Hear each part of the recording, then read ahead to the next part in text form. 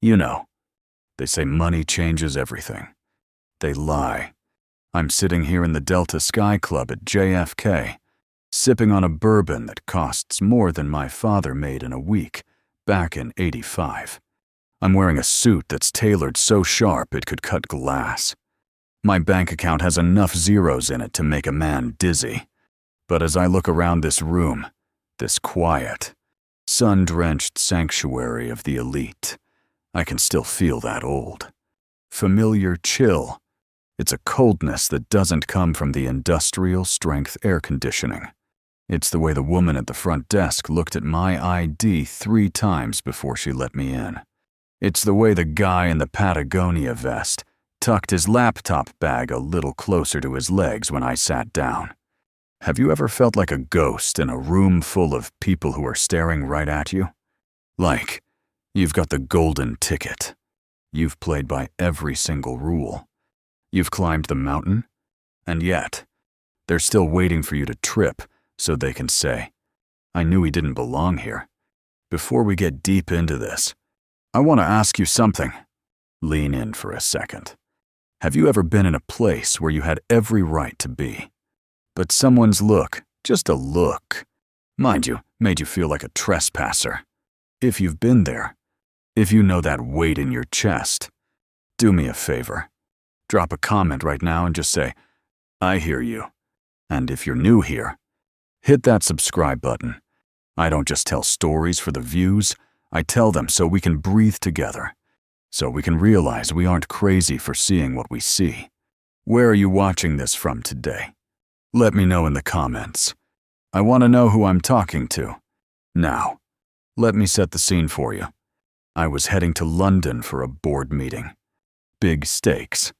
The kind of meeting where people use words like synergy and global expansion while they try to take a bigger piece of your pie. I should have been focused on my slides. I should have been rehearsing my opening statement. But I couldn't stop thinking about my dad. My old man, God rest his soul, spent 40 years working at a factory in Detroit. He never saw the inside of a plane. He used to say, "Son, the sky is for people who don't have to worry about the ground." He died with grease under his fingernails and a heart full of pride. But he never got to taste this version of the American dream. So, every time I travel, I carry him with me. I sit in these fancy lounges and I think, "Dad, we made it." But that morning, though we felt very fragile, I was sitting by the floor-to-ceiling windows, watching the planes taxi out like giant silver birds. The sun was hitting the tarmac, creating that wavy heat that makes everything look like a dream. Then, I saw him. He was standing near the boarding gate for the London flight. He wasn't in the lounge. He was out in the main terminal, leaning against a pillar. He must have been 70, maybe 75. He was a black man, dark-skinned, with hair like a puff of white cotton. And man, he was dressed. I'm talking about a Sunday best that hadn't seen a Sunday in a long time. It was a charcoal suit, a bit heavy for the season, pressed so hard the creases looked like they could draw blood. His shoes were old-school Oxfords, polished to a mirror shine, even though the leather was cracked around the toes. He looked like a man from a different era, an era where dignity was your only armor.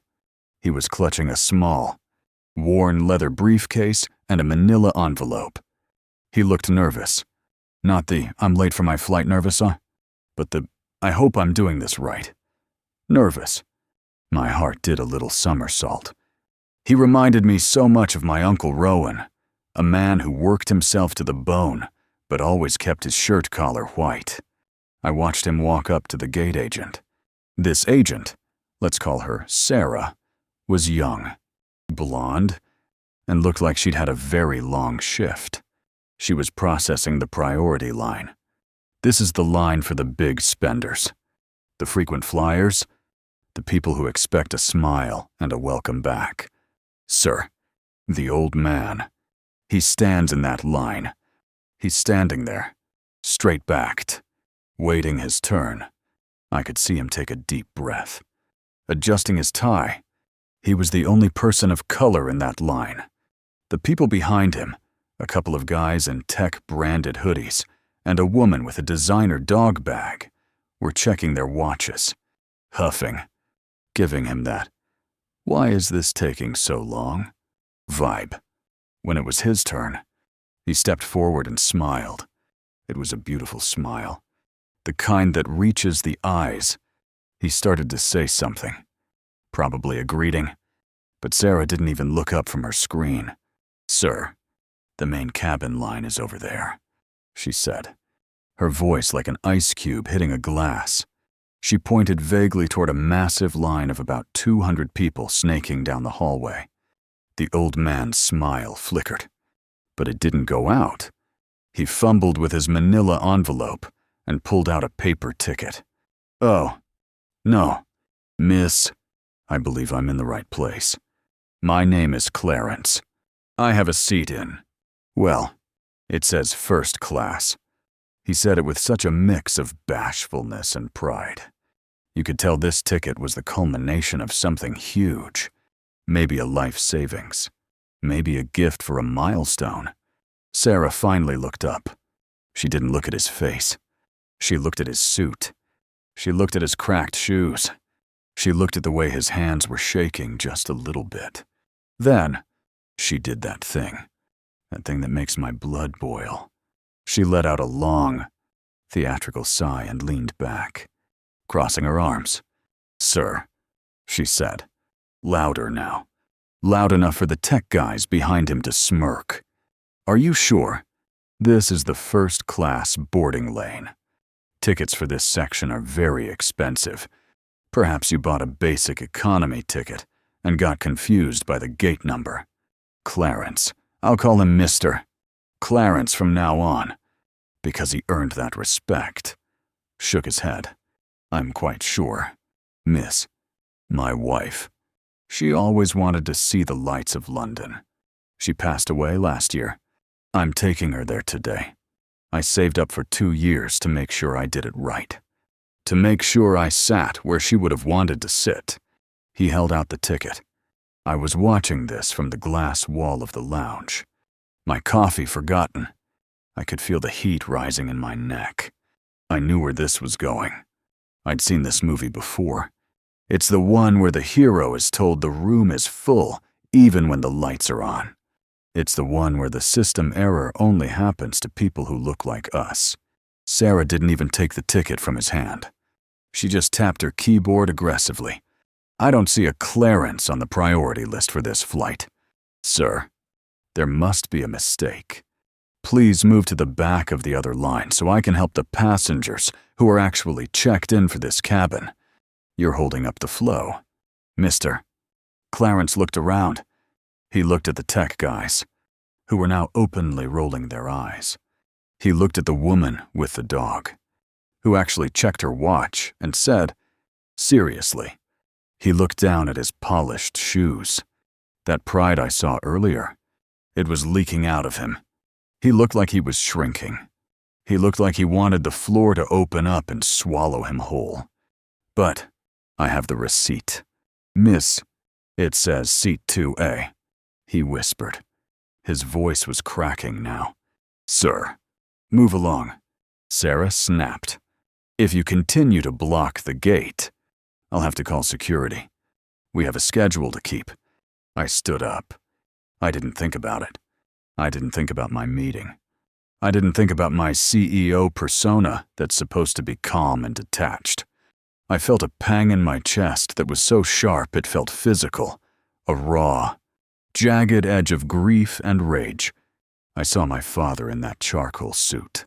I saw every no he ever had to swallow. I saw every door that was slammed in his face because his skin didn't match the wallpaper. I walked out of that lounge. I didn't just walk, I marched. The automatic door slid open with a hiss, and the noise of the terminal hit me, the announcements, the rolling suitcases, the frantic energy, but all I could focus on was that old man's slumped shoulders. As I approached the gate, I saw Sarah picking up the phone, her eyes fixed on Mr. Clarence like he was a security threat rather than a customer. Mister? Clarence was backing away, clutching his manila envelope to his chest, his head bowed, murmuring an apology for a crime he didn't commit. I reached the line just as a tall, burly security guard started heading our way, his hand resting on his belt. I could see the smirk on the tech guy's face. He was actually enjoying the show. I didn't go to Mr. Clarence first.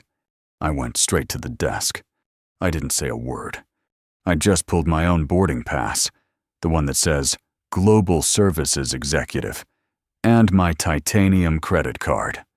And I slammed them down on the counter with a sound that echoed through the entire boarding area. Sarah jumped. She looked at the card. Then she looked at me. Her expression shifted from annoyance to that fake, sugary customer service mask in a heartbeat. Oh, Mister. My name. I'm so sorry. Sir, we're just about to start boarding your group. Is there something I can help you with? I didn't smile back. I looked her dead in the eye, and I felt a cold, hard stone settle in the pit of my stomach. I could feel the pulse thumping in my temples, a steady, rhythmic drumbeat of, not today, not on my watch. I turned my head slowly to look at Mr. Clarence, who was standing 3 feet away, looking at me with wide, confused eyes. I saw a tear, just one, track its way down through the wrinkles on his cheek, disappearing into his white beard. That was it. That was the breaking point. I looked back at Sarah, my voice dropping into that low, quiet register that I only use when I'm about to fire someone or close a $10 million deal. You're going to want to put that phone down, Sarah, I said, my words coming out slow and heavy, because we are going to have a very long conversation about this gentleman's seat, and we're going to have it right now. Sarah's fingers froze over that plastic keypad like it was a detonator. I didn't blink. I reached out, my hand steady as a rock, and gently slid the manila envelope from Mr. Clarence's grasp. He let it go with a small, shaky exhale, looking at me like I was some kind of ghost that had suddenly taken form to stand in his corner. I didn't look at the security guard, though I could feel his heavy boots stopping just a few feet behind me. I didn't look at the tech bros or the lady with the dog who were busy whispering about entitlement and disturbances. I looked at that ticket. It was a real ticket, not a digital QR code on a cracked screen, but a physical, printed at the counter ticket. Seat 2A, first class. It was tucked into a folder along with a faded photograph of a woman wearing a yellow sun hat, smiling at a beach somewhere far away. I felt a lump form in my throat, hard and heavy like a stone. Scan it, I said. It wasn't a request. It was an order. Sarah's eyes darted to my titanium card again, then to my face. She knew the hierarchy of this place. She knew that my status gave me a voice she couldn't silence without risking her own career. With a trembling hand, she snatched the ticket and ran it under the red laser. Beep. The light turned green. A small, polite slip of paper printed out. His boarding pass. The silence that followed was deafening. The security guard cleared his throat, looked at his boots, and turned around without a word. Sarah didn't apologize. She didn't look Mr. Clarence in the eye. She just slid the pass across the counter and muttered, "Group A is boarding. You may proceed." I turned to Mr. Clarence. He was leaning against the terminal wall, his chest heaving under that heavy charcoal suit. I tucked the manila envelope back into his hands, making sure our fingers touched so he could feel that I was real, that I wasn't going anywhere. "Let's go, Mr. Clarence," I said softly. "Our flight is waiting. Walking down that jet bridge is usually a blur for me. I've done it 1,000 times. But this time, it felt like walking through a tunnel of history. I could smell the jet fuel and the stale air. But I was thinking about my father's Detroit factory, the smell of hot metal and industrial lubricant.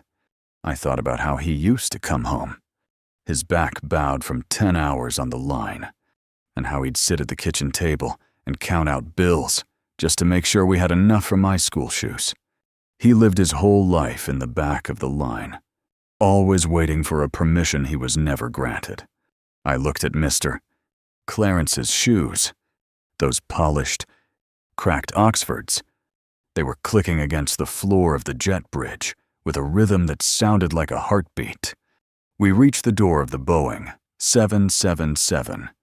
The lead flight attendant, a man named Marcus, who looked like he'd been flying since the Wright brothers, gave me a nod of recognition. But then his eyes shifted to Mr.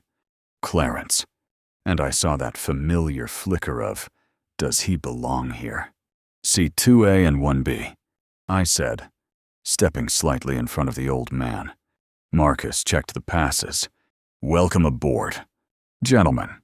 Left and then first 2 seats on the right. As we stepped into the first-class cabin, the atmosphere changed instantly. It went from the chaotic, humid energy of the terminal to a hushed, climate-controlled world of blue light, plush leather, and the scent of expensive orange blossom. It's a world designed to make you feel like the ground doesn't exist. But as we approached row 2, the peace vanished. There, sitting in 2A, Mr. Clarence's seat, was one of the guys from the line. The one in the gray hoodie with the startup logo on the chest. He already had his Bose headphones on. His seat was half reclined, and he had a glass of pre-departure champagne in his hand. He'd just walked right past the row numbers and made himself at home. Mr. Clarence stopped. He looked at the seat, then at his ticket, then at the back of the young man's head. He looked like he was afraid to speak, like the victory at the gate had been enough, and he didn't want to push his luck. "Excuse me," I said, my voice cutting through the cabin's hum. The young man didn't move. He took a sip of his champagne. His eyes closed. I leaned over and tapped his shoulder. He flinched, pulling one ear cup back with a look of pure annoyance. "Yeah.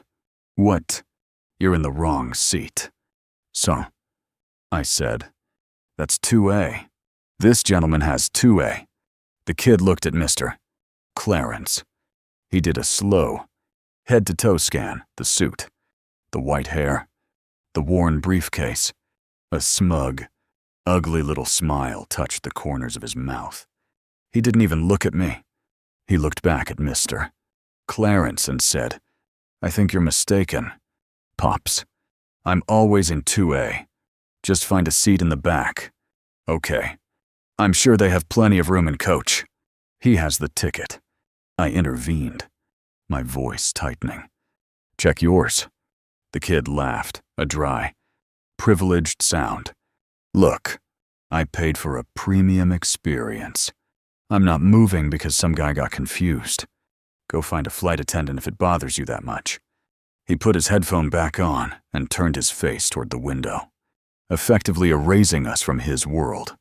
I felt it then, that old, dark fire in my gut. It's the fire that kept me awake during 80-hour work weeks. It's the fire that burned when I was the only black man in the boardroom and heard people whisper that I was a diversity hire. It was the rage of 1,000 ancestors who had been told to move to the back. I looked over at the galley. A flight attendant, a younger woman named Chloe, was watching us. I signaled her over. "Is there a problem?" "Sir?" she asked. Her voice hushed, but guarded. "Yes," I said. "This gentleman, Mr. Clarence, is assigned to 2A. This passenger is refusing to move." Chloe looked at the kid in the hoodie, then at Mr. Clarence. She didn't ask the kid for his ticket. Instead, she turned to the old man. "Sir, are you sure you're in the right cabin?" Sometimes the seat numbers can be confusing. 22A is back in the main cabin, near the wings. Mister. Clarence's hand went to his chest, clutching that manila envelope like it was a shield. No, ma'am. It says 2A. Right here. He held out the pass, his fingers trembling so much the paper rattled. Chloe barely glanced at it. I'll have to check the manifest. But in the meantime, perhaps you could sit in the lounge area. We can't have people standing in the aisles during boarding. The kid in the seat didn't even look up, but I saw his shoulders shake with a silent chuckle. I looked at Mr. Clarence.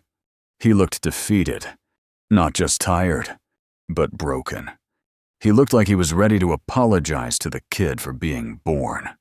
He started to turn around, his head ducked, ready to walk back into the shadows of the plane where he felt he belonged. I reached out and caught his arm. The touch was firm. I wanted him to feel my strength, to feel the weight of my success and my anger flowing into him. I wasn't just a CEO anymore. I wasn't just a guy on a business trip. I was a son, a grandson, and a witness. The cabin was silent now. Every passenger in first class was watching us. Some looked away in embarrassment. Some looked on with cold curiosity. And the kid in 2A just kept staring out the window at the tarmac, acting like we were nothing more than a minor delay in his schedule. I stood there, right in the center of that aisle, my hand on Mr.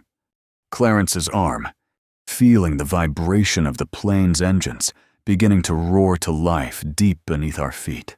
I didn't move an inch. I just stood there, tall and unyielding, staring at the back of that gray hoodie while the flight attendant waited for us to disappear. I took a deep, slow breath, the scent of the orange blossom suddenly feeling like ash in my mouth, and I felt my jaw lock into a position that meant I was done playing nice. Mr.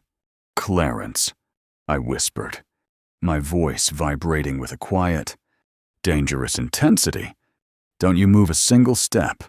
I then turned my gaze toward the flight attendant, my eyes narrowing until they were like two shards of flint, and I felt the entire weight of my life's work settling into my shoulders as I prepared to tear this premium experience apart. I could feel Chloe's eyes darting around, looking for any excuse to make us disappear. She wasn't looking at the facts. She was looking at a problem she wanted to solve the easiest way possible.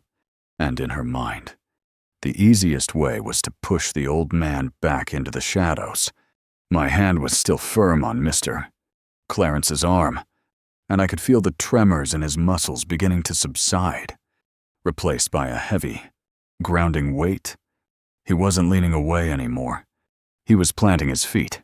Ma'am, I said, my voice echoing through the cabin with a clarity that made a few people in row 4 jump. I'm not going to ask you again. Check your manifest. Look at the name, Clarence Williams. And while you're at it, look at the seat assignment for the man currently sitting in 2A. The tech bro in the hoodie finally realized his ignore them until they go away. Strategy wasn't working. He pulled his headphones down around his neck, the smugness on his face curdling into a sneer. Listen, big guy, he said, looking at me with that unearned confidence that comes from never having been told no in his life. I don't know who you think you are, but I paid 5 figures for this flight to have peace and quiet, not to listen to a lecture.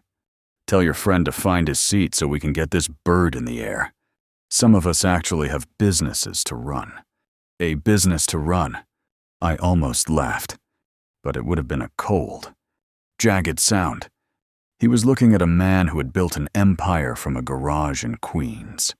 A man who had survived market crashes and boardrooms full of sharks. And he thought I was just some guy. I didn't answer him. Instead, I reached into the breast pocket of my suit and pulled out my phone. I didn't call a friend. I didn't call my office. I pulled up the direct line for the vice president of guest operations for this airline, a man who had been trying to court my firm's logistics contract for 3 months. I hit speakerphone. The dial tone was loud in the silent cabin. 1 ring. 2. Jim. It's David, I said when he picked up. David. Good to hear from you. Are you on your way to London? I saw your name on the manifest for Flight 104. I am. Jim. But we have a situation here. I'm standing in first class with a gentleman named Mr. Clarence Williams. He has a confirmed ticket for 2A, but your crew is currently trying to move him to the back because another passenger has decided to squat in his seat. And your flight attendant, Chloe, seems to think Mr. Clarence belongs in coach. The silence on the other end of the line was brief, but heavy. David, let me speak to the lead flight attendant. Right now. I handed the phone to Chloe. Her face had gone from pale to a ghostly, translucent white. Her hand shook as she took the device. Hello? Yes. Sir? Yes. Mr. Henderson. I understand. No. Sir. I'll take care of it immediately. She handed the phone back to me. Her eyes fixed on the floor. She couldn't even look at Mr. Clarence. She turned to the kid in the hoodie. Her voice now sharp and stripped of all that fake politeness. Sir, I need to see your boarding pass. Now. The kid blinked, his mouth hanging open a little. What? I told you. Pass. Now. Chloe snapped. He fumbled with his phone, his hand suddenly clumsy. He pulled up his digital pass. Chloe looked at it for half a second. Sir, you are in 12D. That is premium economy. You walked past 10 rows to sit here. You will gather your things and move to your assigned seat immediately, or I will have the captain return to the gate and have you escorted off this aircraft by port authority. The kid's face turned a shade of red I didn't know was possible. The cool, busy entrepreneur mask shattered into 1,000 pieces of pure, childish embarrassment. The woman with the designer dog bag turned her head away, suddenly very interested in the safety manual. The tech guys who had been smirking earlier were now staring at their laps.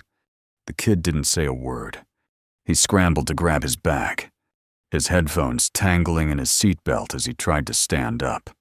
He stumbled into the aisle, nearly tripping over his own feet, and scurried toward the back of the plane like a scolded dog. I stood back, creating a wide, clear path. I looked at Mr. Clarence. Mr. Clarence, I said, my voice warm now, the ice finally beginning to melt. Your seat is ready. The old man didn't move at first. He looked at the leather chair, the one he had saved for, the one he had dreamed about for his wife. He looked at the window where the sun was pouring in. Then he looked at me. There was a look in his eyes that I'll never forget.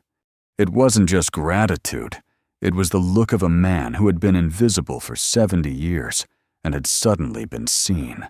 It was the look of someone realizing that the world didn't have to be a place of constant surrender. He stepped forward, his polished Oxford silent on the thick carpet.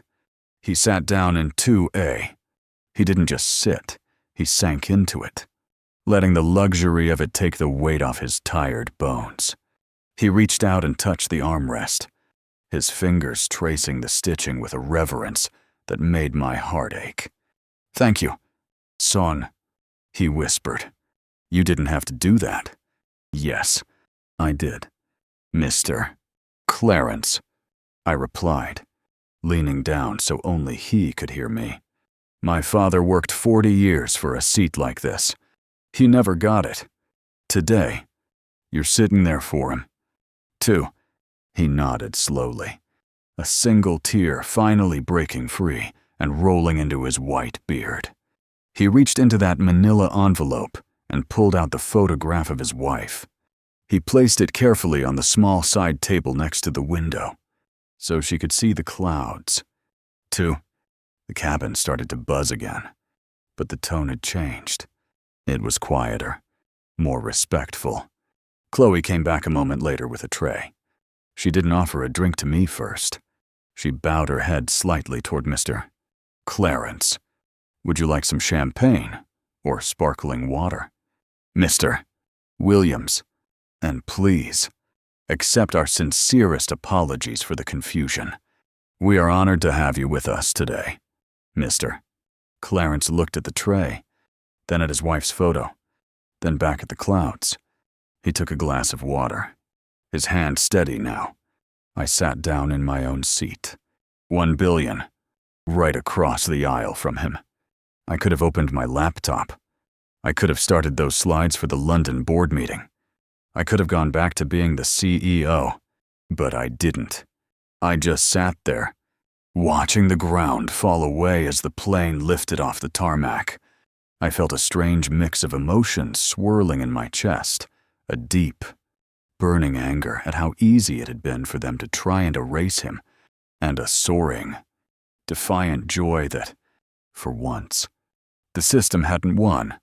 I looked at my own hands, the hands that had signed million-dollar deals, and realized they were shaking, not from fear, but from the raw, electric charge of finally standing up for the man my father never got to be.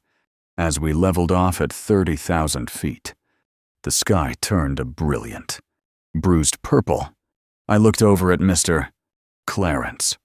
He was leaning his head back against the headrest, his eyes closed, a peaceful smile on his face. He looked like a king on a throne. But then, I saw him reach for the manila envelope again. He pulled out a small, handwritten letter, his fingers trembling as he began to read. His face changed. The peace vanished, replaced by a sudden, sharp look of realization that made him gasp for air. He looked at the letter, then at me, his eyes wide with a secret that seemed too heavy for him to carry alone in that high, thin air. He gripped the armrests so hard his knuckles turned white, and he leaned across the aisle toward me, his voice a frantic, low hiss that cut through the drone of the engines. The paper in his hands was yellowed at the edges, the kind of stationery that smells like old cedar chests and unforgotten promises. Mr. Clarence's fingers were digging into the armrests, so hard I thought the leather might crack. He leaned across the narrow aisle, his eyes swimming in a cocktail of grief and absolute, bone-deep realization.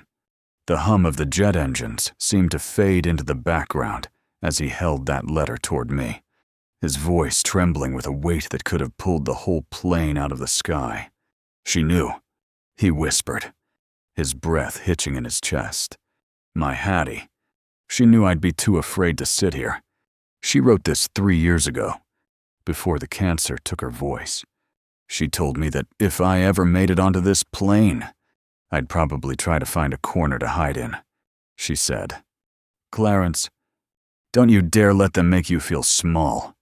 You paid for that seat with 40 years of sweat. You sit there like you own the clouds. I looked at the letter, then back at him. My throat felt like I'd swallowed a handful of dry sand. Here I was, thinking I was the one saving him. But it was Hattie, a woman I'd never met, who had been standing behind him the whole time. I realized then that our struggle isn't just about the moments we're in. It's about the people who prayed for us before we were even born. It's about the mothers and grandmothers who saved pennies in jars so we could one day walk into rooms they weren't allowed to enter. She was right. Mr. Clarence, I said, and for the first time in a decade, I didn't sound like a CEO. I sounded like that little boy from Detroit who used to watch his daddy's tired eyes. You aren't just sitting here for yourself. You're sitting here for her, and for my dad, and for every person who was told the view from the top wasn't for them. We spent the next 6 hours talking. I shut my laptop. I didn't look at a single spreadsheet. We talked about the real America, the one that doesn't show up in the brochures. He told me about growing up in the South, about the colored-only water fountains that tasted like rust and humiliation. He told me about moving north for a better life, only to find out the chains were just invisible. We shared stories of the look, that split-second glance from a stranger that tells you you're being weighed and found wanting based on nothing but the shade of your skin. It was heart-wrenching. Man, I'm telling you, it was like opening a wound that had never quite healed. But there was a strange kind of hope in it. Too, we weren't whispering. We were sitting in the front of that plane, two black men from different generations, taking up space. We were laughing, we were crying, and we were being loud. For the first time in my life, I didn't feel the need to code switch or pull my shoulders in to make myself less threatening.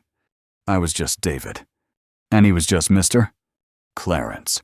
As the sun began to peek over the horizon, painting the London skyline in shades of gold and soft pink, the fasten seatbelt sign dinged. Chloe, the flight attendant, came back around. Her demeanor had completely shifted. She wasn't just being professional, she was being human. She knelt down next to Mr. Clarence's seat and handed him a small box of high-end chocolates and a handwritten note from the captain, apologizing again. Mr. Clarence took the gift with a quiet dignity, but he didn't open the chocolates. Instead, he looked at Chloe and said, "Thank you, miss, but next time, don't wait for a phone call from a VP to see a man standing right in front of you." The silence that followed was powerful. It wasn't mean. It was just the truth. And sometimes, the truth is the only thing that can break down the walls we build around ourselves. Chloe nodded, a genuine flush of shame and understanding on her face. And she whispered, "I won't, sir, I promise." When the wheels hit the tarmac at Heathrow, I felt a sense of closure I hadn't expected. This trip started as a business deal, but it ended as a pilgrimage. We walked off that plane together. I helped Mr. Clarence with his briefcase, and he walked with his head held high, his Sunday-best suit still sharp, his cracked shoes stepping firmly onto the jet bridge. Before we hit immigration, he stopped me. He grabbed my hand, and his grip was surprisingly strong.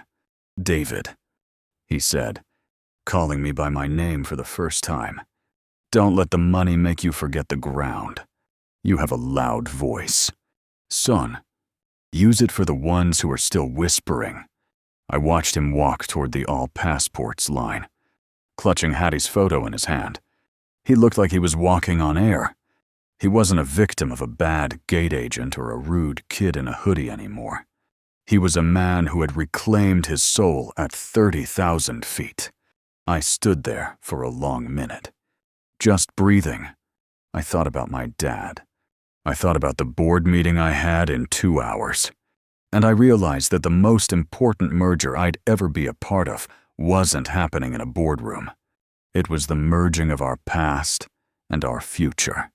The bridge we build every time we refuse to be shoved aside. So, I'm asking you today, who are you standing up for? Who are you making space for? It's never too late to be the person who changes the narrative. It's never too late to demand the seat you paid for. Not just with money, but with your dignity. We are the architects of our own respect. And sometimes, all it takes is one person saying, "Not today." If this story touched your heart, if you've ever felt like Mr. Clarence, or if you've been the one to stand up in the gap, please share this video. We need to remind each other that we aren't alone. Leave a comment below with the word dignity if you're committed to standing tall, no matter where you are. And if you haven't already, subscribe to the channel. We have so many more truths to tell, and I want you here for every single one of them. I reached for my phone and sent a text to my assistant. Cancel the first hour of the board meeting. I have someone I need to call. I walked toward the exit, my own head held high, feeling the weight of my father's pride finally settling comfortably on my shoulders as the cool London air hit my face and promised a brand new start. Listen, I've sat in a lot of high-stakes meetings. I've been in rooms where the carpet costs more than a mid-sized sedan, and the air is so thick with ego you can barely breathe. Usually, I'm the guy with the ironclad logic and the killer instinct. I walk in, I lay out the numbers, and I walk out with the win. But that morning in London, 2 hours after I said goodbye to Mr. Clarence at Heathrow, something had shifted inside me. It was like I was looking at the world through a different lens, a lens that had been polished by a 70-year-old man's tears and a letter from a woman named Hattie. I was sitting at the head of a mahogany table in a skyscraper overlooking the Thames. Across from me were 4 men, older, white, wearing suits that probably cost as much as Mr. Clarence's house. They were talking about scaling down a project in a low-income neighborhood in Chicago. They used words like optimization and risk mitigation. But what they really meant was that they wanted to pull the funding from a community center that was a lifeline for kids who looked just like I used to. Normally, I would have looked for a compromise. I would have found a way to save the deal while keeping everyone happy. But every time I looked at the lead investor, a man named Alistair who had a habit of checking his Patek Philippe watch every 5 minutes, I didn't see a business partner. I saw that kid in the gray hoodie from seat 2A. I saw the same dismissive tilt of the head. I saw the same assumption that some people just don't belong in the premium experience of life. I looked down at my notepad. I hadn't written a single word about the merger. Instead, I had doodled a small circle, the shape of the water glass Mr. Clarence had held with such care. "David," Alistair said, his voice snapping me back to the room. "You've been quiet. We were just saying that the Chicago side is a bit redundant. We can move those resources to the North Shore development. Better margins. Less friction, if you know what I mean." He winked. He actually winked at me, like we were part of some secret club where friction was code for black and brown people. I felt that old, familiar heat rising in my chest, but it wasn't the frantic, scattered anger of my youth. It was that cold, heavy stone I'd felt on the plane. It was the weight of Mr. Clarence's hand on mine. "I know exactly what you mean. Alistair," I said, leaning back in my chair. I didn't rush. I let the silence stretch out until the other men started to shift uncomfortably. "You mean that the people in that neighborhood don't fit the aesthetic of your portfolio? You mean that their dreams don't show up on your spreadsheets as high-value assets?" Alistair laughed, a dry, nervous sound. "Now, David, don't get political. This is just business." "Is it?" I asked. I stood up and walked to the floor-to-ceiling window. The London rain was streaking the glass, blurring the lights of the city. "Let me tell you a story about business. I met a man today. He spent 40 years working a job that broke his body just so he could afford 1 ticket to this city. He saved every penny. He followed every rule. And when he finally got to the gate, people who looked just like you tried to tell him he didn't exist. They tried to tell him that his 40 years of business didn't buy him a seat at the table. I turned around and looked at them. They were staring at me like I'd sprouted a second head. "That neighborhood in Chicago," I continued, my voice low and vibrating with an intensity that made the water in their glasses ripple. "That's where the next Mr. Clarence is living right now. He's the guy who's going to work the double shifts. He's the guy whose kids are going to grow up to be the CEOs you'll have to answer to in 20 years. And if you think I'm going to sign off on a deal that treats their future like friction, then you've vastly misunderstood who is sitting at the head of this table. I walked back to my seat, but I didn't sit down. I picked up my briefcase. The Chicago Center stays. Full funding. No scaling down. Or I pull my firm's entire logistics infrastructure out of this merger. And since I'm the one who owns the trucks, the planes, and the warehouses that make your margins possible, I suggest you take 5 minutes to decide how much friction you can actually afford. I walked out of the room. I didn't wait for an answer. I walked past the assistants, past the marble fountains, and out into the cool, damp air of London. My heart was thumping, and for a second, I thought about the millions of dollars I'd just put on the line. I thought about what my board of directors would say. But then, I reached into my pocket and felt the small, crumpled receipt I'd taken from the plane, the one Mr. Clarence had dropped. It was just a scrap of paper, but it felt like a medal. I realized then that being a CEO wasn't about the title. It was about being the guy who could walk out of a room when the price of staying was your soul. I thought about my dad, sitting at that Detroit kitchen table, counting his pennies. I could almost hear him saying, "That's my boy." I hailed a cab and gave the driver the address of a small, quiet hotel in South Kensington, the one Mr. Clarence had mentioned. I didn't have a meeting there. I didn't have a deal to close. I just wanted to make sure that for the first time in his life, someone was waiting for him at the end of the journey, not to check his ticket, but to welcome him home, while I was battling the sharks in the boardroom. Mr. Clarence was having a very different kind of morning. He told me about it later.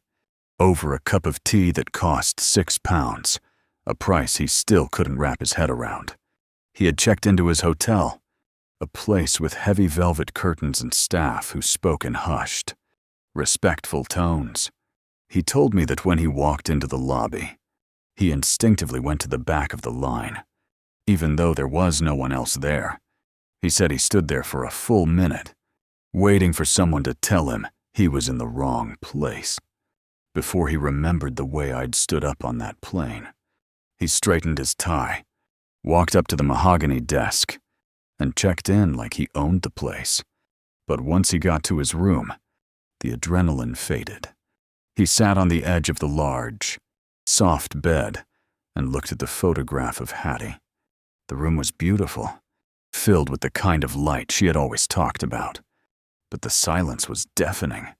He realized that for 2 years, the goal had been the journey. Now that he was here, the emptiness of the seat next to him felt like a physical weight. I almost packed my bags right then. He told me, his eyes moist. I felt like a fool, a 74-year-old man playing dress-up in a city that didn't know his name. But he didn't pack his bags. He thought about that letter. Don't you dare let them make you feel small. He decided to go out. He put on his charcoal suit one more time, polished his shoes until they caught the dim afternoon sun, and headed toward the Thames. He wanted to see the lights Hattie had dreamed of.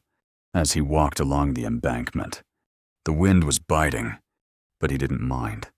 He watched the red double-decker buses go by.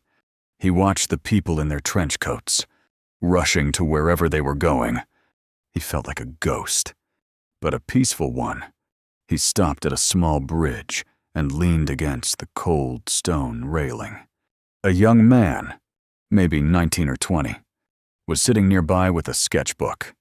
He was black, with locks tied back in a neat bun, wearing a paint-stained jacket. He looked up and saw Mr. Clarence. "That's a sharp suit, sir," the young man said, his British accent crisp and friendly. "Mr." Clarence smiled, the first real smile since we'd landed. "Thank you, son. It's seen a lot of miles today. You look like you're on a mission," the boy said, turning a page in his book. "You mind if I sketch you?" There's something about the way you're looking at the river. It's like you're seeing something the rest of us are missing. Mister. Clarence hesitated, then nodded. He stood there, as still as a statue, while the young man's pencil danced across the paper. For 15 minutes, the only sound was the scratching of lead and the distant chime of Big Ben. When the boy was finished, he showed the sketch to Mr. Clarence. It wasn't just a drawing of an old man. It was a drawing of a king. The boy had captured the dignity in his posture, the history in the lines of his face, and the quiet strength in his eyes. But most importantly, he had drawn a faint, ghost-like outline of a woman standing right next to him, her hand on his shoulder. Mister. Clarence gasped. How did you know? The boy shrugged, a soft smile on his face. I didn't. I just saw the way you were holding your shoulder, like you were making room for someone. My nan used to do the same thing after Granddad passed. Some people carry their love so heavy, it leaves a shape in the air. Mister. Clarence sat down on the bench next to the boy. He pulled out Hattie's photo and showed it to him. They sat there for an hour, the old man from Detroit and the young artist from London, talking about life, love, and the cost of dreams. Mister. Clarence realized that his journey wasn't just about seeing the lights for Hattie. It was about realizing that he was the light. He was the living, breathing evidence of her love. Every time he refused to be small, he was keeping her alive. Every time he shared his story, he was lighting a fire for the next generation. As night fell, the city began to glow. The London Eye turned a brilliant blue, and the lights of the bridges reflected in the dark water of the Thames like 1,000 fallen stars. Mister. Clarence stood up, thanked the boy, and started to walk. He walked past the high-end shops, past the fancy restaurants where people were clinking glasses, and he didn't feel like an outsider. He felt like a part of the tapestry. He realized that the premium experience isn't something someone gives you. It's something you carry inside you. It's the knowledge that you have survived, that you have loved, and that you have earned every single breath you take. That night, when I finally met him for tea, he looked 20 years younger. He told me about the boy and the sketch. He told me about how he'd finally seen the lights. You know, David, he said, stirring his tea with a silver spoon. I spent my whole life thinking the world was a series of doors that were locked from the inside. But today, I realize the doors aren't the problem. The problem is believing the people who tell you that you don't have the key. He reached into his pocket and pulled out the sketch the boy had given him. He laid it on the table between us. I'm going to frame this, he said, and I'm going to put it right over my mantle back in Detroit. So every time a young person comes into my house, they can see that a man like me, a man who worked in a factory and wore cracked shoes, can stand in the heart of London and be seen for exactly who he is. I looked at the sketch, and then I looked at the man across from me. I thought about the meeting I'd walked out of, and the millions of dollars that were now a question mark. But looking at Mr. Clarence's face, I knew I'd made the right call. Because at the end of the day, we aren't defined by the seats we sit in or the titles we hold. We're defined by the people we refuse to leave behind. As we walked out of the hotel into the London night, I put my arm around his shoulder. 2 men, 2 generations, 1 story.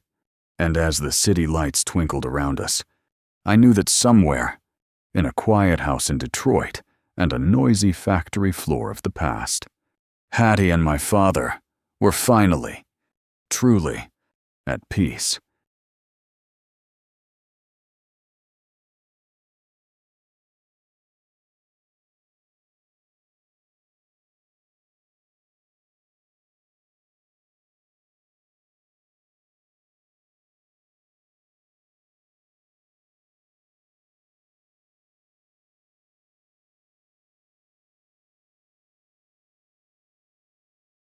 you know. They say money changes everything. They tell you that if you work hard enough, if you grind until your bones ache and your eyes go blurry from staring at spreadsheets, you'll finally earn your way into a world where you're respected. I used to believe that lie. I spent 20 years climbing a ladder that felt like it was made of glass and greased with oil. I made it. Though, I'm the guy in the corner office now. I'm the CEO. I wear the $5,000 Italian suits, the shoes that cost more than my first car, and a watch that keeps time more accurately than my own heartbeat. But let me tell you something, man, and I want you to really hear me on this. You can put a suit on a man. You can put a title on his business card. And you can put him in the front of the plane. But in this country, some people will always just see a target. They see a threat. Or worse, they don't see you at all. Before I get deep into what happened on that flight to Chicago, I want to ask you a question. Have you ever felt like a ghost in a room full of people? Have you ever walked into a place where you belonged? Somewhere you paid your hard-earned money to be? And felt like everyone was just waiting for you to trip up? If you know that feeling, man, drop a comment below. Tell me where you're watching this from. I want to know who's out there listening, because sometimes I feel like I'm the only one seeing this stuff. And if you're new here, go ahead and hit that subscribe button. We talk about the real stuff on this channel, the stuff they don't put in the brochures. Anyway, let's get back to that night. I was at the airport, Terminal 3. It was one of those late-night flights where the air feels heavy, and the fluorescent lights make everyone look like they've been awake for 3 days straight. I was exhausted. My brain was fried from back-to-back meetings, and all I wanted was to get into my hang hat seat, put on my noise-canceling headphones, and disappear into a glass of scotch. I was standing near the boarding gate, leaning against a cold marble pillar. I had my briefcase in one hand and my phone in the other, checking emails I didn't really want to read. That's when I saw him. His name, I would later find out, was Elias. But in that moment, he was just an old black man sitting on a hard plastic chair near the edge of the boarding area. He wasn't in the lounge. He wasn't in the VIP section. He was just there. He wore an old, olive green army jacket that had seen better decades. His pants were frayed at the bottom. And his shoes, man, those shoes had walked 1,000 miles. They were dusty, worn-out work boots. He held a small, weathered canvas bag in his lap, like it contained his entire life. He looked tired. Not just late-night flight tired, but life tired. He had these deep lines around his eyes, the kind you only get from decades of smiling through the pain or squinting against a sun that never seems to shine on you. His hands were shaking just a little bit as he tried to smooth out a crumpled boarding pass. I watched him for a minute. I couldn't help it. There was something about him that reminded me of my father. My dad was a janitor for 30 years. He used to come home with hands that smelled like bleach and industrial soap. And he'd sit in his chair just like that, shoulders slumped, eyes fixed on something far away, just trying to catch his breath before the next shift started. As I stood there in my custom-tailored suit, I felt this weird, sharp pang in my chest. It was like a mirror was being held up to me, but the reflection was split. On one side, there was me, the success story. On the other side, there was this man, the man the world wanted to forget. The terminal was crowded. People were rushing past him, wheeling their designer suitcases, talking loudly into their AirPods, acting like he was a part of the furniture. A group of young guys in tech hoodies almost tripped over his bag, and instead of saying, "Excuse me," they just gave him this look of pure annoyance, like he was an obstacle in their path to greatness. He didn't say a word. He just pulled his bag closer to his legs and looked down at his boots. I felt that familiar heat rising in my neck. You know that heat. The one that comes when you see someone being treated like they're invisible just because they don't look like they belong in the room. I wanted to say something, but I held back. I told myself to stay professional. I told myself I was just tired and being sensitive. But then, the boarding call came. Group 1 and Hang Not passengers. Please proceed to the gate, the agent announced. Her voice was crisp, professional, and completely devoid of warmth. I straightened my tie and started walking toward the line. I saw Mr. Elia stand up too. He moved slowly, his joints clearly aching. He gripped that canvas bag and started shuffling toward the gate. He wasn't in Group 1, obviously, but I think he was just confused. Maybe he hadn't flown in a long time. Maybe he was just anxious to get where he was going. As he got closer to the rope, a young woman, a gate agent with a tight bun and a look of permanent dissatisfaction, stepped in front of him. She didn't just stand there. She blocked his path with her whole body. "Sir, you need to step back," she said. Her voice wasn't just loud, it was sharp. It was the kind of tone you use with a dog that's misbehaving. "Mister," Elias stopped. He looked up at her, blinking. "Oh, I'm sorry. Ma'am, I thought it was time. It's Group 1 only," she snapped, her eyes scanning him from head to toe with this look of pure disdain. "You need to wait over there with the rest of the economy passengers. You're blocking the way for the priority travelers." The way she said priority travelers while looking at his old jacket, it felt like a slap. I was standing right behind him. I could see the back of his neck turning a dark shade of red. He started to fumble with his bag, trying to turn around, and that's when it happened. The strap of his old canvas bag caught on the corner of the stanchion, and the bag jerked out of his hand. It hit the floor with a heavy thud. The zipper, which looked like it had been struggling for years, finally gave up. Everything spilled out. A few pieces of folded clothing, a small, tattered Bible, a photograph in a cracked wooden frame, and a handful of old, tarnished military medals. They skittered across the polished floor, ringing out like bells in the sudden silence of the gate area. A couple of people in line behind me actually stepped back, making a face like something dirty had touched their shoes. Nobody moved to help him. Nobody. The gate agent just sighed. A long, dramatic sigh of pure inconvenience. "Sir, please clear the area. You're causing a delay." I watched Mr. Elias drop to his knees. His hands were trembling violently now as he tried to gather his things. He reached for the photograph first. I could see it from where I stood. It was a picture of a young man in a military uniform, smiling wide. I felt the briefcase in my hand grow heavy. My heart was thumping against my ribs so hard I thought it might crack a bone.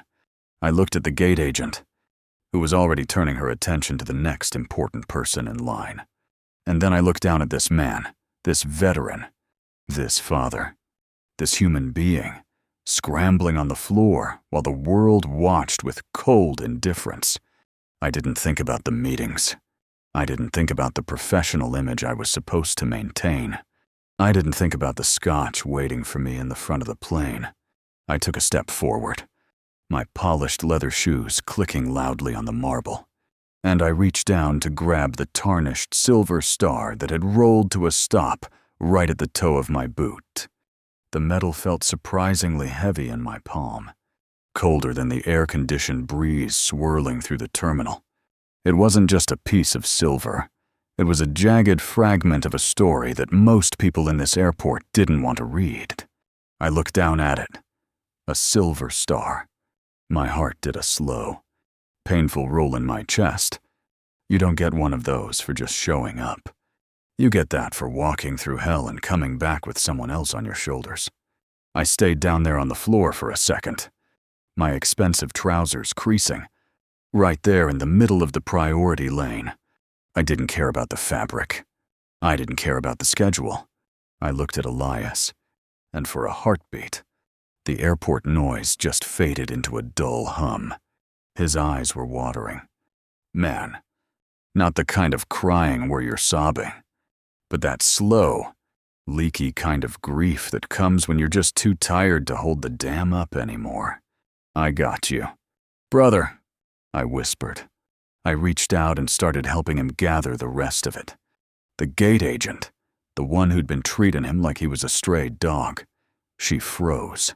I could see her brain working, trying to reconcile the image of a man in a tailor-made suit kneeling on the floor to pick up old socks and a tattered Bible. Her face went through this weird transformation, shifting from get out of my way to, oh, I might have messed up. She saw my watch. She saw the way my shirt cuffs hit my wrists. And suddenly, her voice found a new gear. Oh, sir, let me get someone to help with that, she said, her voice dripping with that fake customer service, honey. I didn't even look up at her. I just kept my eyes on Elias's hands. No thanks, I said, my voice flat as a graveyard. We're doing just fine. I handed him the photo, the one of the young soldier. He took it like it was made of thin glass, his thumb hovering over the face in the picture. He didn't say thank you right away. He just let out a long, shaky breath that smelled like peppermint and old age. When we finally stood up, I felt the weight of every eye in that line. It was like being under a microscope. You know that feeling, right? When you're black and you're doing something different, people don't just watch. They stare. They search for a reason to be uncomfortable. I could feel the impatience radiating off the guy behind me. Some executive in a fleece vest who kept huffing and checking his phone like his minutes were worth more than a man's dignity. I stood tall, buttoning my jacket, and I leaned in close to Elias. He looked so small standing next to me. You okay? I asked. I'm a little rattled. Son, he mumbled. It's been a long time since I've been out this way. My boy. He's in Chicago. He's real sick. I just gotta get there. The way he said son went straight through my corporate armor. It was the same way my Uncle Rowan used to talk when we were sitting on the porch back in Georgia, watching the fireflies and talking about the things the world tries to take from you. It was a word that carried a whole history of survival in it.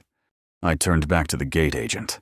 I didn't raise my voice. I've learned that when you're a big black man, raising your voice just gives them the excuse they're looking for to call security. I kept it low, vibrating with a kind of authority that usually costs $1,000 an hour in a boardroom. We're going to board now, I told her. I didn't ask. I told. She stuttered for a second, looking at his economy ticket and then at my hang not pass. But he's in the final boarding group, Mr. Sterling. The policy, I interrupted, says I get to bring a guest through the priority lane if they're traveling with me. And right now, he's with me. It was a lie, technically, but it was the kind of lie you tell when the truth is being used as a weapon against someone. She looked like she wanted to argue, but she saw the look in my eyes. That don't even try it. Look, and she just scanned our passes with a shaky hand. As we walked down that long, slanted jet bridge, the transition felt like moving between worlds. The carpeted tunnel always feels like a vacuum to me, a place where you leave the real world behind and enter this weird, pressurized tube, where everyone's true colors eventually come out. Elias was walking slow, his boot scuffing the floor. I slowed my pace to match his. I wasn't in a rush anymore. You didn't have to do that, he said, his voice echoing a little in the tunnel. I'm used to waiting my turn. I've been waiting my turn my whole life. That's the problem. Elias, I said, looking straight ahead. You've waited long enough. Some people think waiting your turn means staying in the shadows until they tell you it's okay to breathe. I'm not playing that game today. He chuckled. A dry, rasping sound. You're a good man. You remind me of the boys I served with. Hard-headed, but sharp. You look like you've won a lot of battles. I looked down at my own hands, clean, manicured, no calluses. Then I looked at his, scarred, knuckles swollen from years of labor, stained with the kind of hard work that builds a country but never gets a statue. I've won the battles that involve pens and contracts. I said, you won the ones that involved life and death. There's a difference. We reached the door of the plane. The blast of recycled air hit us, that smell of jet fuel, coffee, and expensive perfume. 2 flight attendants were standing there, smiling those bright, plastic smiles that don't quite reach their eyes. I saw the shift the moment we stepped onto the aircraft. It's a subtle thing. Man, but if you've lived it, you see it like a neon sign. Their eyes went to my suit first, the safe black man. Then their eyes drifted to Elias, the scary or unwanted black man. One of them actually took a half step back, her hand moving instinctively toward the intercom. The air in the cabin felt different than the air in the terminal. It was tighter, more judgmental. We started walking down the aisle, past the big, plush leather seats of the hang-knot cabin. People were already settled in, sipping champagne, their laptops open, creating their own little bubbles of privilege. I watched as Elias looked at those seats with a mix of awe and confusion. He looked like he felt like he was trespassing. Every time his bag brushed against someone's armrest, they flinched. One woman, draped in a silk scarf, pulled her designer purse closer to her chest as if Elias was going to snatch it right there in front of 100 witnesses. The tension was building. Man, I could feel it in the back of my throat. It was that familiar, bitter taste, the realization that no matter how high we fly, some people are always going to try to pull the sky down on top of us. We kept moving toward the back, past the comfort seats, deeper into the narrow part of the plane where the air gets thinner and the seats get smaller. Elias was breathing a little harder now. The physical strain of the walk and the emotional weight of the glares finally starting to take their toll. I found his room way in the back, near the galleys and the bathrooms. It was the cheap seats, the ones where you feel every bump and hear every flush. He stopped, looking at the cramped space, then looked back at me with a tired, grateful smile. "This is me," he said, his voice barely a whisper. "Thank you again, son." Truly, I stood there in the aisle, blocking the path of a few people who were trying to push past. I didn't want to leave him. I looked at the seat next to him, a small window seat occupied by a woman who was already staring at him with a look of pure, unadulterated disgust. Her nose wrinkled as if she'd just smelled something rotting in the sun. She didn't even wait for him to sit down. She looked up at me, then at him, and then she turned toward the flight attendant, who was coming down the aisle to clear the logjam. "Excuse me," she said, her voice loud enough for the whole back half of the plane to hear. "There seems to be a mistake. I don't think this is going to work for me." She pointed a manicured finger at Elias as he was trying to lift his heavy canvas bag into the overhead bin, his old muscles straining against the weight. I stood there, frozen in that narrow, suffocating aisle, watching her finger hover in the air like a loaded weapon. It wasn't just a gesture. It was a boundary line she was drawing in the sand. Right there on the synthetic carpet of a Boeing 737. The air in the back of the plane felt different, thicker, hotter, and stained with a kind of arrogance that no air filtration system could ever scrub away. "I'm sorry, ma'am," the flight attendant asked, her voice tilting upward in that forced, professional confusion. She looked from the woman's sharp, painted face to Elias's weathered jacket. "I said this isn't gonna work," the woman repeated, her voice rising an octave, making sure every head within 5 rows turned to look. "I paid for a comfortable flight. I didn't pay to sit next to this. He looks like he just crawled out of a gutter. And the smell, it's completely unacceptable. My husband and I are frequent flyers, and I expect a certain standard of hygiene and safety. Man, you could have heard a pin drop if it wasn't for the low hum of the engines." Elias didn't even try to defend himself.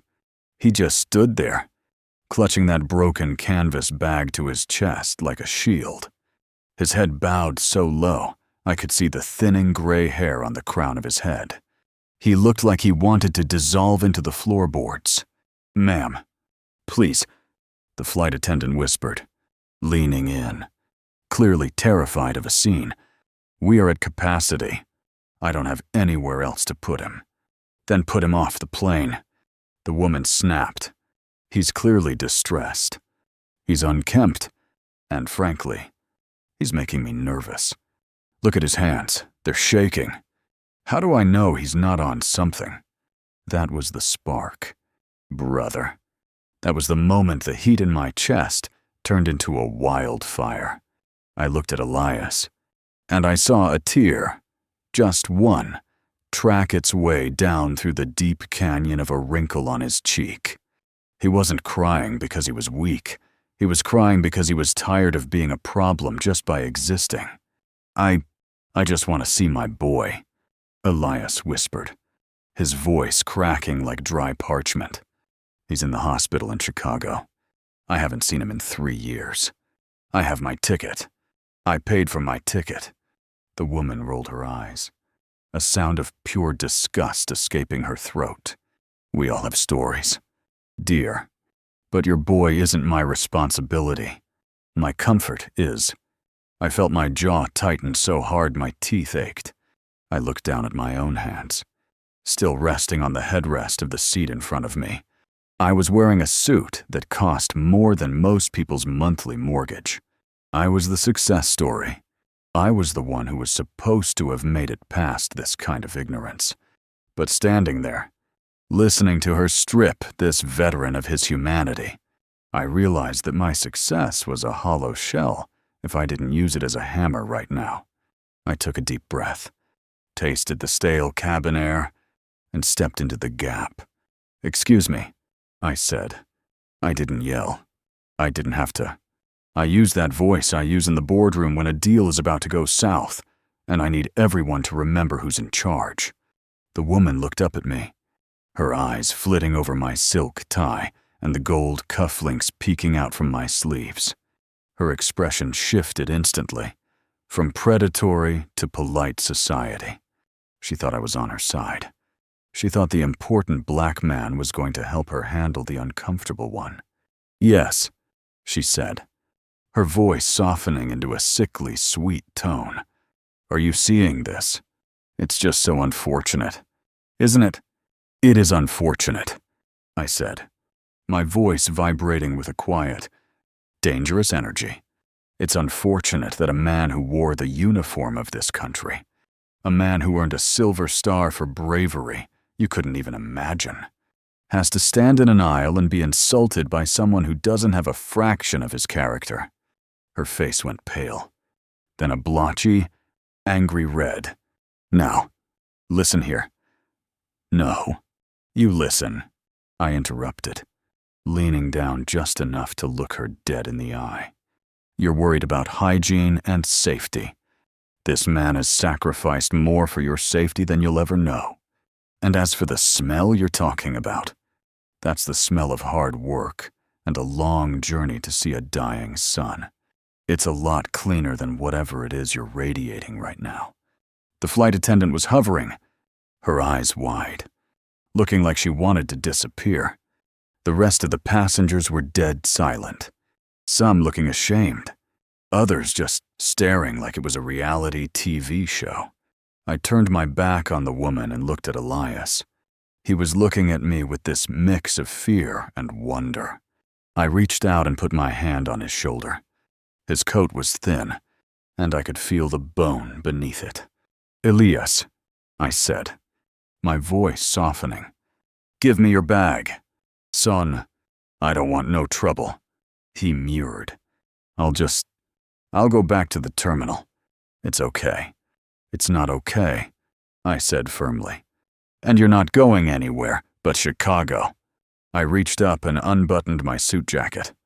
It was a bespoke piece, charcoal gray, perfectly fitted. I slipped it off my shoulders. I saw the confusion on the flight attendant's face and the smug look returning to the woman's eyes. She probably thought I was leaving. I draped the jacket over Elias's shoulders. It was way too big for him, the expensive wool swallowing his small frame, but it covered the frayed seams of his old army coat. Then, I reached into my pocket and pulled out my boarding pass, the golden ticket, the one that said, "Hung Nut, Seat 2A. I handed it to the flight attendant. "Upgrade him," I said. She blinked, looking at the pass and then at me. "Sir, you want to give him your seat?" "No," I said, looking back at the woman in the window seat, who was now staring with her mouth hanging open. "I'm not giving him anything. He's taking what he deserves. Move his things to the front. Give him the champagne, the warm nuts, the hot towels, all of it. Treat him like the hero he is." I looked at Elias, whose eyes were now brimming with tears that actually fell. He tried to protest, but I just squeezed his shoulder. "Go on, Elias. Seat 2. It's got a lot of legroom.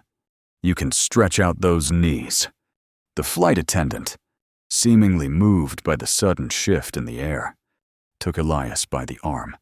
"This way, sir," she said, her voice finally holding some real warmth. As they started walking toward the front of the plane, the silence was broken by a single person clapping. Then another. It wasn't a roar, but it was enough to make the air vibrate. Elias walked past the woman who had insulted him, my $5,000 jacket trailing behind him like a royal robe. I waited until he was out of sight. Then I turned back to the woman. She was huddling against the window now, looking small and insignificant.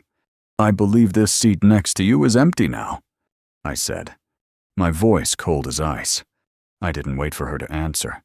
I grabbed Elias's old, battered canvas bag, the one with the broken zipper and the spilled memories, and I tucked it carefully into the overhead bin above her head.